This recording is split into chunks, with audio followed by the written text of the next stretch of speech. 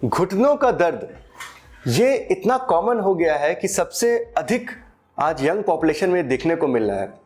जवान लोग आते हैं और बोलते हैं कि मैं नीचे नहीं बैठ पा रहा, मैं सीढ़ी नहीं चढ़ पा रहा हूँ, मैं दौड़ नहीं पा रहा हूँ, मैं लगातार खड़ा नहीं हो पा रहा हूँ। तो आखिर ऐसा क्यों हो रहा है? पहले के लोगों में ये बहुत कम देखने को मिलता था, अभी ये बहुत कॉमन हो गया है। तो आखिर ये ऐसा क्यों हो रहा है, इससे कैसे बचे जाएं, इसलिए आज ये वीडियो हम बनाकर आपके सामने आ रहे हैं।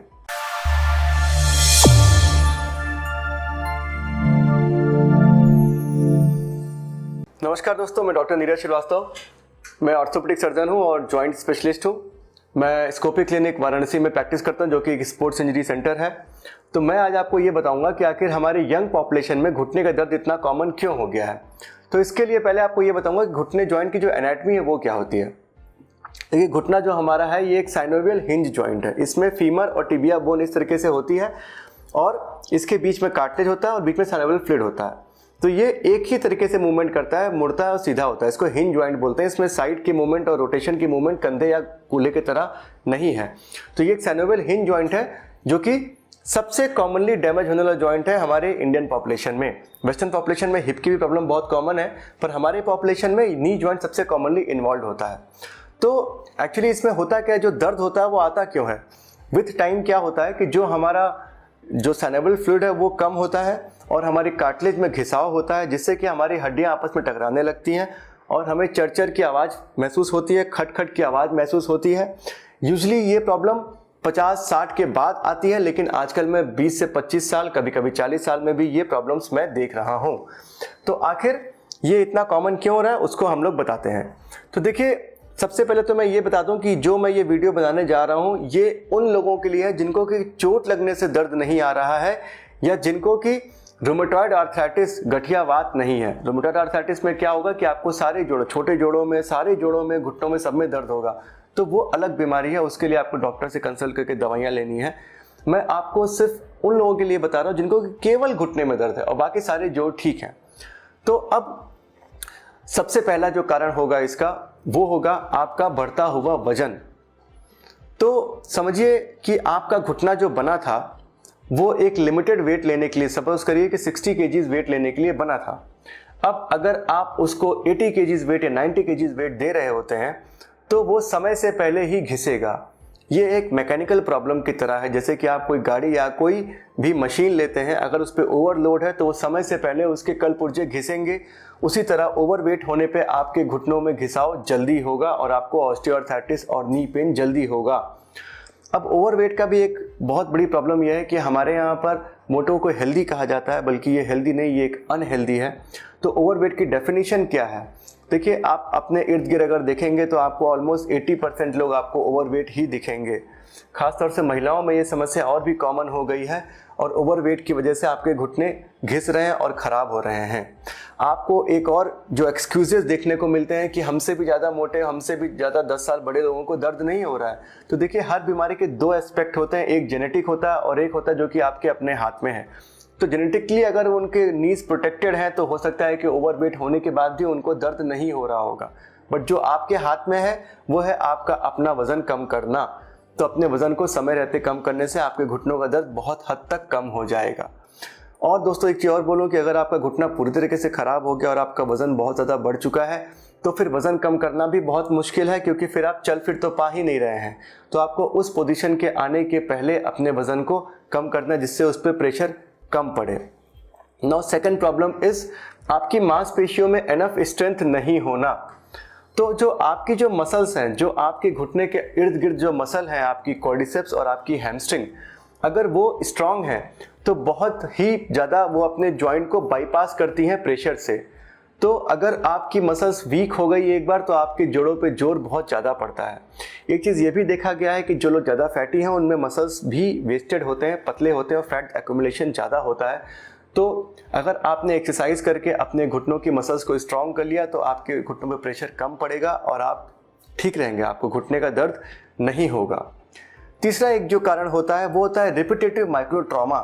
अगर आप किसी स्पोर्ट्स में हैं और आपको नियमित रूप से चोट लग रही है या आप ध्यान नहीं दे रहे हैं, सपोज करिए ऐसा हो गया ना कि आपकी मशीन को आपने बहुत ही रफ यूज़ किया, उस तरीके से अगर आप उसको यूज़ कर रहे हैं तो हल्के हल्के चोटें लगते लगते आपका दर्द धीरे धीरे बढ़ता चल जाएगा। या चोट लगने पर अगर आप आराम समुचित नहीं कर रहे हैं तो उससे भी आपका दर्द धीरे धीरे बढ़ता चल जाएगा। उन चीज़ों को भी बचा करके रखना है। और ये देखा गया है कि महिलाओं में घुटनों का दर्द पुरुषों की तुलना में ज़्यादा कॉमन है। ये एक जेनेटिक प्रिडिस्पोजिशन है जो कि महिलाओं में ये दर्द जल्दी आता है। और एक दूसरा कारण क्या है कि आपकी बोन क्वालिटी पुअर होने से या फिर आपका वेट ज़्यादा होने से, क्योंकि ये भी देखा गया है कि जो ओबेसिटी है वो फीमेल्स में ज़्यादा कॉमन है हमारे देश में, तो ये भी कारण है कि महिलाओं में ये दर्द जल्दी क्यों आ रहा है। अब हम लोग उस पर आते हैं कि जो हमारे ओल्डर जनरेशन थी, हम लोग बोलते हैं कि जो हमारे बाप दादा थे, जो हमारी दादी थी या हमारे दादा थे, नाना थे, उन लोगों को तो घुटनों में दर्द था ही नहीं, वो सीढ़ियाँ चढ़ जाया करते थे और ज़मीन पे बैठ जाया करते थे। लेकिन आप ये भी देखिए कि वो अपने को इतना परिश्रम करते थे, उनको कहीं भी जाना होता था तो गाड़ी से ना जा करके वो साइकिल से जाया करते थे या पैदल जाया करते थे। दिन में सारा काम आपकी दादी घर में किया करती थी। इन चीज़ों से क्या था कि बिना कोई मेहनत किए ही उनके जो जोड़ों की जो मांसपेशियाँ थी वो बहुत ही मजबूत थी और उनका वजन बहुत ही कम था। इसकी वजह से उनके जोड़ों में दर्द कम आया। आज के टाइम पे ये नहीं हो पा रहा है क्योंकि हम बहुत ही आराम तलब लाइफ स्टाइल को जी रहे हैं और उसकी वजह से हमारे जोड़ों की मसल्स भी कमज़ोर हो रही हैं और हमारा वज़न भी बढ़ रहा है और हमारे घुटने जल्दी ख़राब हो रहे हैं। अब एक कारण और भी देखा गया है कि बहुत ज़्यादा सीढ़ियाँ चढ़ना या बहुत ज़्यादा स्क्वाटिंग करने से भी जोर पड़ता है।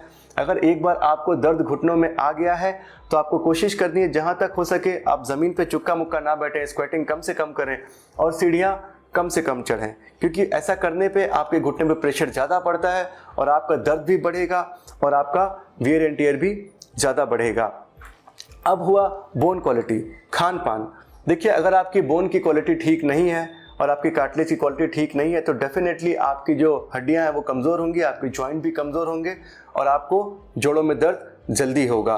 तो आपको ये देखना है कि अपने प्रोटीन और कैल्शियम की मात्रा आपके फूड में एनफ हो एक्सरसाइजेस के साथ साथ, जिससे कि आपको ये दर्द ना हो।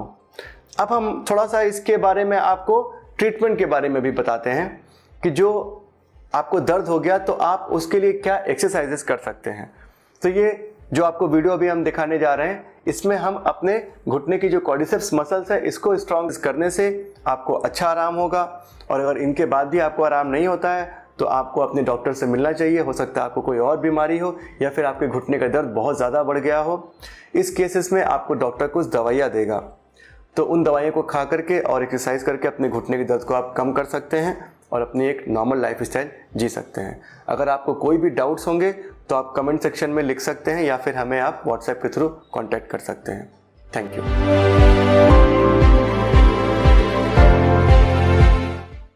अब आपको घुटने के दर्द में क्या एक्सरसाइज करना है वो हम लोग बताते हैं। सबसे पहली एक्सरसाइज होगी आइसोमेट्रिक क्वाड्रिसेप्स एक्सरसाइज। तो इसमें पहले तौलिए का आप एक रोल बना लेंगे, उसको अपने घुटने के नीचे रख लेंगे। आप चाहे दोनों के नीचे भी साथ रख सकते हैं वरना एक के नीचे भी रख सकते हैं। अब इसने आपने रख लिया, अब अपने घुटने से आप नीचे उसमें प्रेशर देंगे तो आपका थोड़ा सा पैर भी उठेगा, फिर 5 की काउंट तक रोकेंगे फिर छोड़ेंगे। ऐसे ही दाहिने घुटने से करके दिखाइए। तो ये देखिए, दाहिने घुटने से आइसोमेट्रिक क्वाड्रिसेप्स एक्सरसाइज हो रही है। ये जो आपकी कटोरी है ये टाइट होगी, फिर ढीला छोड़िए, फिर इसको नीचे दबाइए, फिर 5 तक काउंट करिए, 1 2 3 4 5, ढीला छोड़िए। तो ये आपका आइसोमेट्रिक क्वाड्रिसेप्स एक्सरसाइज हो गया। ये सबसे जरूरी एक्सरसाइज है आपके घुटने के लिए।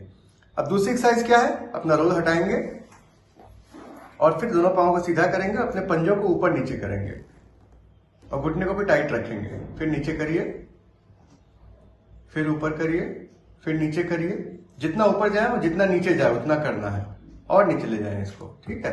फिर ऊपर करें, फिर और नीचे करें। ये आपकी काफ पंप एक्सरसाइज हो गई। तो अगर इन दोनों घुटने के एक्सरसाइजेस को करेंगे तो आपके घुटने का दर्द पूरी तरीके से ठीक हो जाएगा। इसको सुबह शाम करें, कम से कम 20-20 मिनट।